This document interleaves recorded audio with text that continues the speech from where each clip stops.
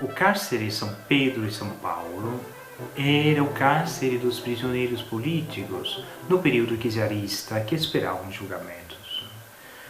Bem, aqui tem uma mudança de cenário dos acontecimentos. Por quê?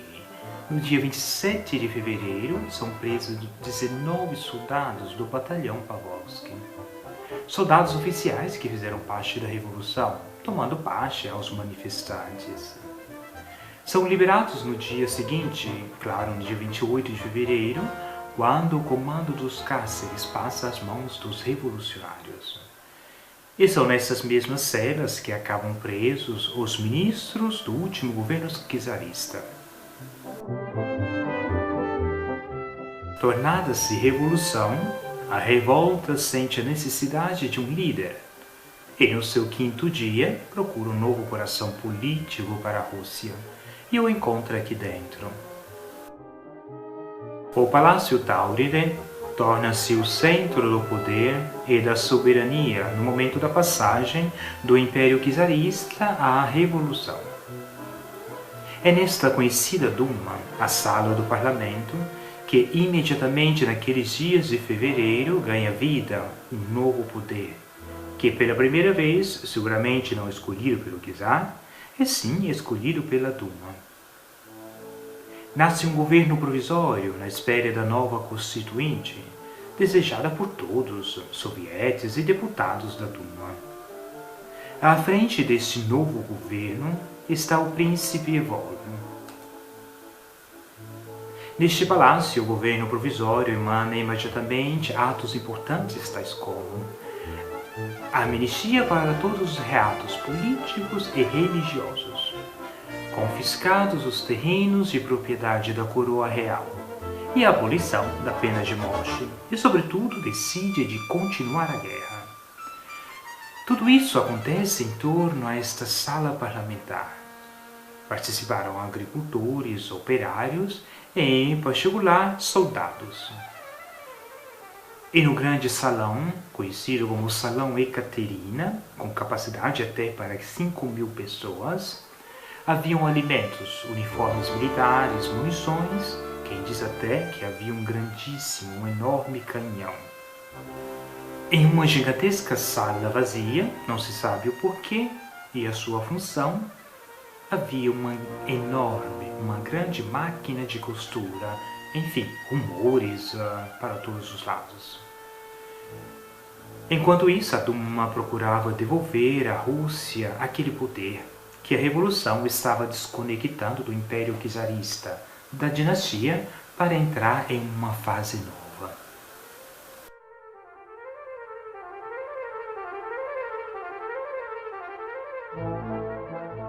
Nesse mesmo palácio se confrontam os dois novos poderes. A Duma, de fato, há em mãos o executivo, e o Soviet, surgido muito recentemente, controla um aparato militar de Petrogrado, exigindo obediência do exército.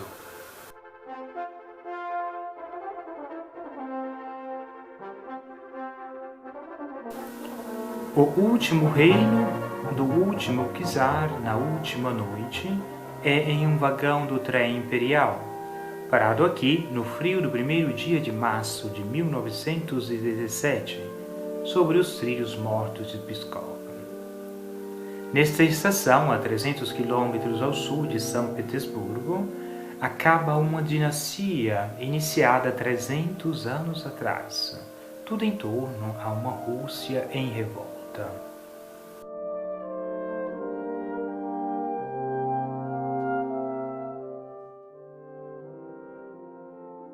As notícias provenientes de São Petersburgo são sempre mais alarmantes. No quartel-geral do exército, Mogilev, o czar Nicolau II lê o último comunicado. O exército abandona a coroa e sai pelas praças com os manifestantes.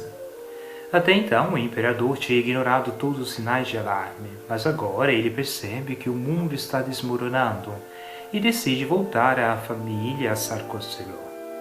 É uma viagem dentro de um caos. Bandas em movimento, medo de assaltos e revoltosos em todos os lugares. O trem é desviado de uma estação a outra. Quando chega, por cautela, claro, o trem para no quilômetro 1,8. Tudo ainda conservado na história, naquele ponto abandonado, sem habitações, no vazio enganador. Somente trilhos entre as árvores. Talvez ali Nicolau II pôde até ver esta casa de madeira vazia, com janelas, usada para controlar as mudanças dos binários, que parecem indicar o infinito de uma Rússia imutável.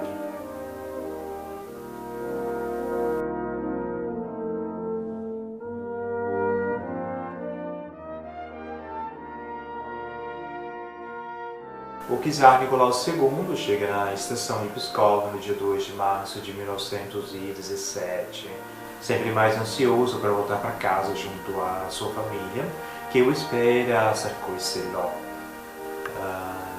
Enquanto espera a partença do trem, está ali no vagão, na sala, chega o general Rusky, trazendo vários telegramas dos outros generais que insistem e pedem ao czar de abdicar ao trono em nome da amada pátria Rússia. O czar Nicolau II desce, caminha um pouco, reflete, pensa, depois volta, faz o sinal da cruz e decide abdicar para sempre. E assina o ato de abdicação em nome do irmão Mikhail.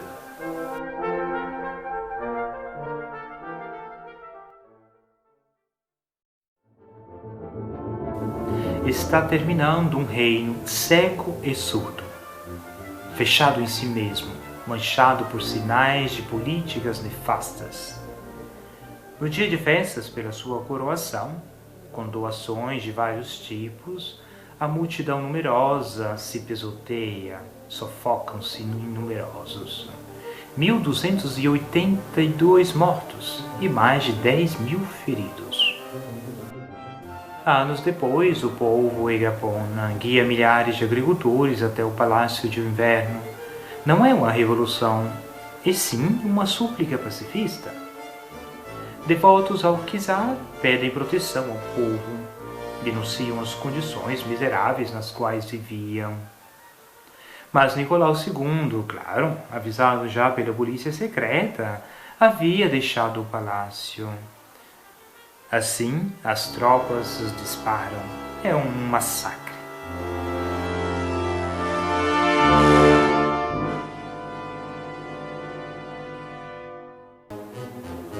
Decide abdicar em nome do filho Alexei. Mas depois da Duma, o parlamento pede que 2 representantes estejam presentes no momento da assinatura oficial do ato de abdicação.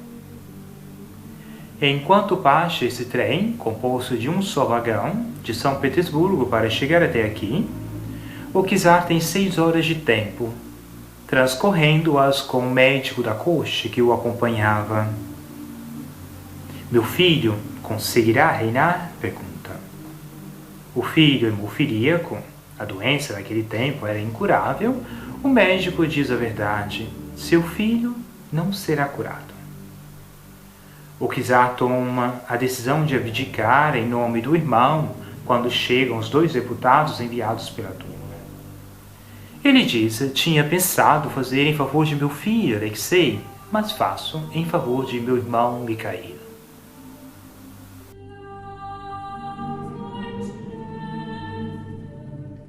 Mikhail, assustado, no dia seguinte na casa da princesa Pukyata, a Petrogrado, renega a coroa sob pedido da Duma.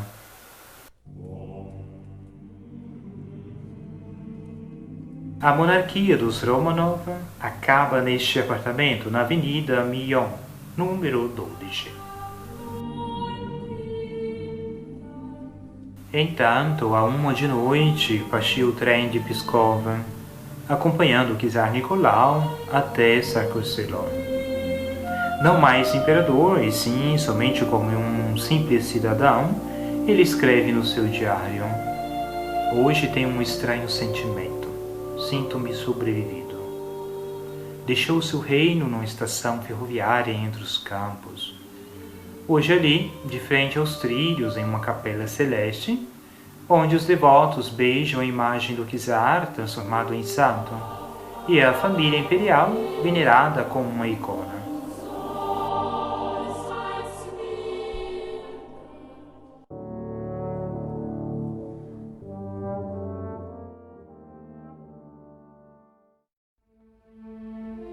Aos 47 anos, um partido com 26 mil inscritos à sua espera, atravessou por 7 dias e 7 noites, 5 países e uma guerra. Depois de 17 anos de exílio, Lenin volta à Rússia.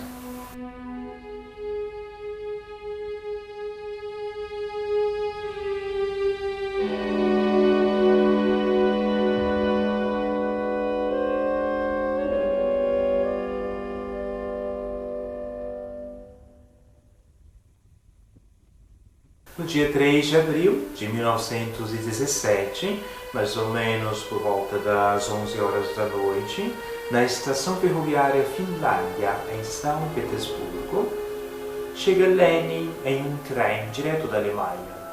Um trem que teve que atravessar 5 países e, sobretudo, a fronteira em guerra, porque naquele período a Rússia estava combatendo contra a Alemanha.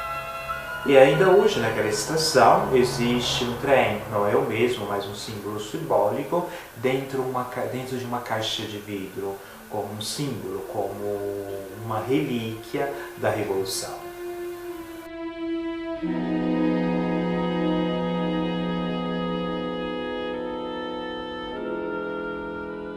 No dia 15 de março, na sua casa em Zurique, veio a saber que em Petrogrado desenrolava uma revolução.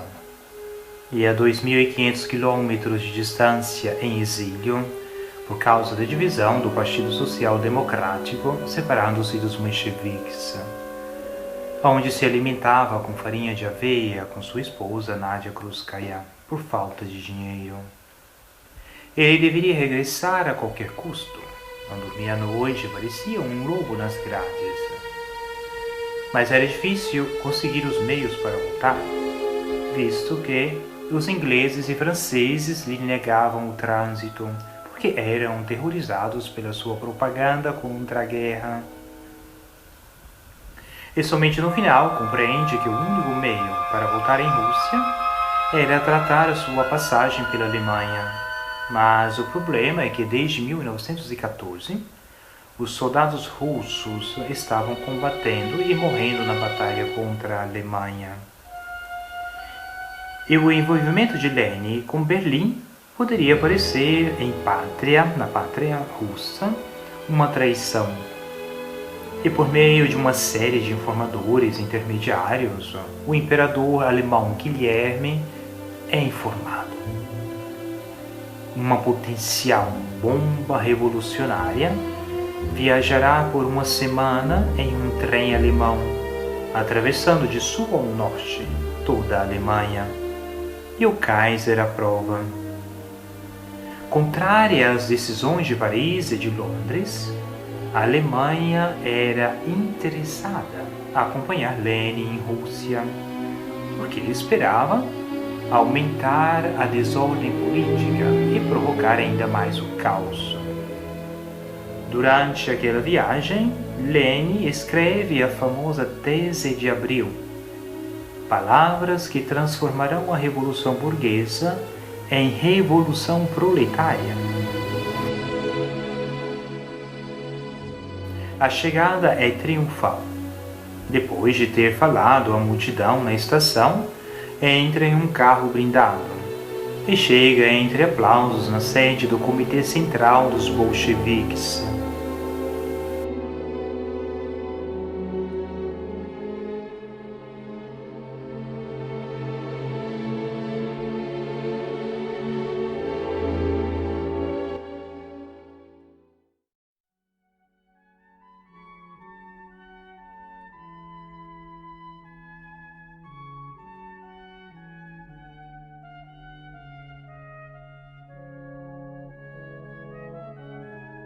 Cada noite chega com os guarda-costas neste edifício na Avenida Shirokova 52, no apartamento onde mora a irmã Anna, com o marido Mark, e o filho adotado Gora e a outra irmã Maria.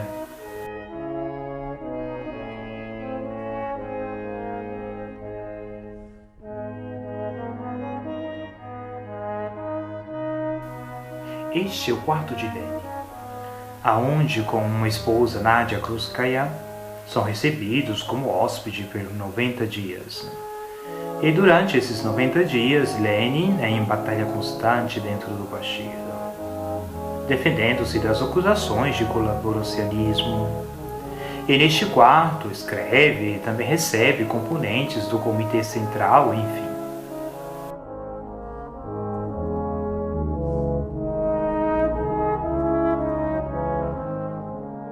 Nesta casa e na sede central do partido, Lenin continua sem descanso a sua atividade. Organiza os operários, mobiliza os ativistas, difundindo os ideais bolcheviques em jornais e revistas. Está conquistando a maioria do partido.